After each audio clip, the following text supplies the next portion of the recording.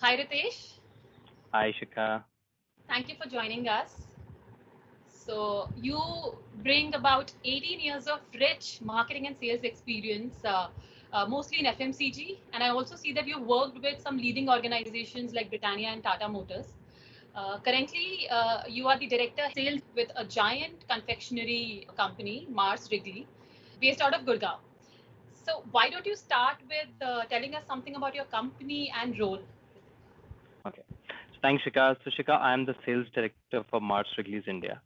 So, Mars Wrigley is globally a confectionery giant, and some very nice, sweet tasting products like Snickers, M&M's, Mars, Bounty, Skittles, and in India, Boomer, Orbit are all made by us. And most of our brands are market leaders in the categories, right? And Mars is also something very unique about Mars. It's a family-owned business. It's one of the largest family-owned businesses in the world, headquartered out of US. And yes, we are here in India making people smile with our products. And I have been with Mars for about 6 years now. Okay, nice to know that. So Ritesh, it would be very interesting to know what a typical workday looks like, for you.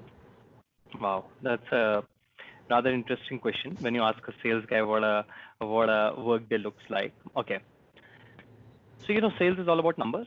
So usually I would start my day looking at all the sales reports, right? That's how typically a day would start because no matter at what level you are in sales, the first thing is business top line. That's what you chase. So I would usually get up in the morning, open my laptop, look at all the reports that would have come, right? And then my day would typically involve a lot of talking with people, right? My teams, cross-functional teams, talking to them about activities which are to be done or trying to understand a problem which could have happened in some other place, etc., etc. And sales is not only about selling. As I said, sales is a lot of science now. So then you would get into a lot of discussions with your teams regarding, what are we driving in the markets, what is competition doing, and we live in a VUCA environment. Things change very rapidly. So what's changing, etc., etc. So in nutshell, I would typically spend the day looking at numbers to start with, spend a lot of time with people, my teams, cross-functional team, do a lot of reviews on activities, etc.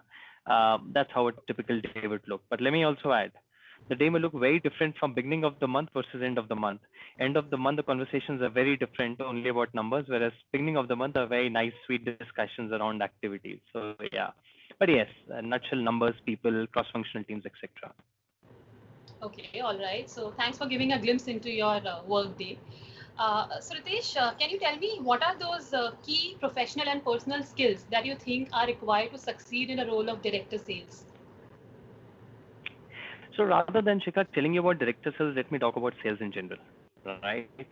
And a lot of people think that sales is only about going out into the market and selling, right? There's a lot of science involved in sales today, right? Couple of traits which I have seen in youngsters which have made them successful in sales, and some of the traits which I believe have helped me in the past. First one would be a drive for result. You have to be very result oriented if you're in sales, right? You have to be very passionate towards sales, right? It's not that somebody can just push you and say go out and do sales. You have to be very very passionate about it. People centricity is something which is again very very important, right? Sales is all about a lot about people managing teams. You can't do sales alone. Today I have a team of the total sales team is direct plus indirect is close to 2,000 people, right? I can't go and sell, right? So you have to be a people person to be successful in sales. And last but not the least, any person in sales has to learn how to deal with ambiguity. Sales is very ambiguous. Let's take current time. COVID has come, right? Everything has just changed. So if you don't know how to deal with ambiguity, you'll never succeed in sales. So these are a couple of traits I feel an individual, if he or she is keen on sales and possesses, would surely make a bright career in sales. Okay, great. So Ritesh, one more question. What are those, 2, 3 questions that you would ask someone interviewing for your position, as in director sales? So anything that comes to your mind now? Yeah. My first question would be why sales? Why do you want to do sales? That would be my first question. second question, and I'll give you an anecdote, right? And it goes back to 2002, right? When I was interviewing for my first job out of campus, this was with Tata Motors, and you were just finishing your B school. I did my MBA from Narsi Monji way back in 2002, all dressed up in a suit and facing the interviewer, and hoping to land a plush job sitting out of a nice building in Mumbai. That's what your thoughts are. So this guy asked me a question. So are you keen on joining Tata Motors? I said yes, of course. And he said, what do you want to do? Do you want to sell passenger cars in Mumbai or do you want to sell trucks in Patna? And heart and heart, I wanted to sell passenger cars in Mumbai. I said I want to sell trucks in Patna, right? And eventually I did manage to land the job, not because of this answer, but also because of other things. And my first posting, by the way, was Meerut in UP, right? Selling trucks. And I thoroughly enjoyed it. Why I'm giving you this anecdote is anyone who's interested in my role should be ready to travel, should be ready to move. So my second question to the person would be, are you ready to travel? So I worked in Meerut, I worked in Lucknow, I worked in Durban, I worked in Chennai, I worked in Bangalore, I worked in Gurgaon, right? So second, my question, as I said, would be, how keen are you to travel, right? My third question to the person would be, do you enjoy being with people or machines? If you enjoy being around with people, this is the job for you. If you enjoy being with machines, this can also be a job for you, but may not be the best suited job, right? And so these, three aspects, which is people, which is about willingness to move, right? And yes, my one question would be, do you follow processes? Very, very important, because, just imagine 2,000 people.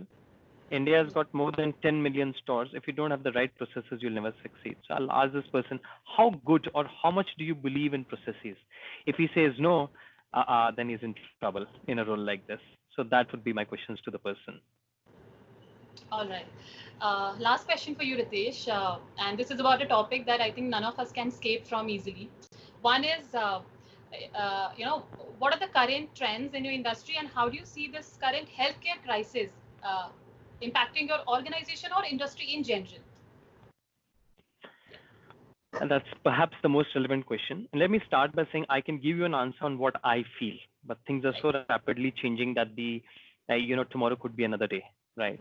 But let me tell you the trends that I'm seeing, and I'll give you from and I'll probably give you from a more positive lens, Shikha, because everybody is talking about COVID. Oh my God, everything is collapsed. I want to give you from a very positive point of view from an FMCG food organization. One big shift that we will see going ahead is people of all stratas becoming far more health conscious, right? I see a paradigm shift happening from unbranded, unpackaged food towards packaged and branded food. Let me give you a very small example, and I call it the mithai shop syndrome. That's the word I've given to my team. Imagine a semi-urban area or a small town. Let's take outskirts of Raebareli or Barabanki, where there's a lower middle class income household where the kid every day comes, takes 10 rupees from his or her mom, and goes and buys jalebi or a samosa, right? Typically from a small mithai shop. Today, the mom would be very careful. She'll say, you take 10 rupees, avoid open sweets. What will the kid do? He'll still want to buy something. He'll probably buy a packaged namkeen or a chocolate or a Poppins or a lollipop or whatever, or a biscuit, right?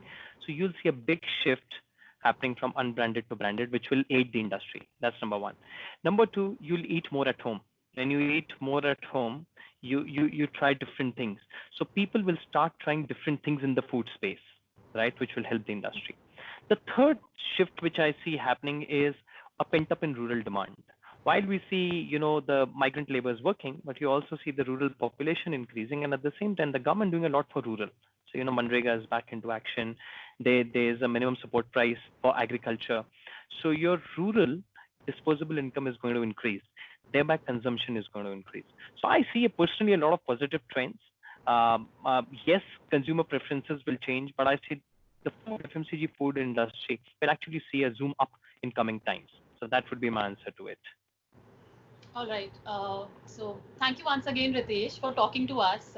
I'm sure these insights that you've shared, these meaningful insights that you've shared are going to help young professionals and job aspirants wanting to join sales. So Thank you, thank Shikha. you. It was a pleasure speaking with you. Thank you so much. Bye bye. Bye.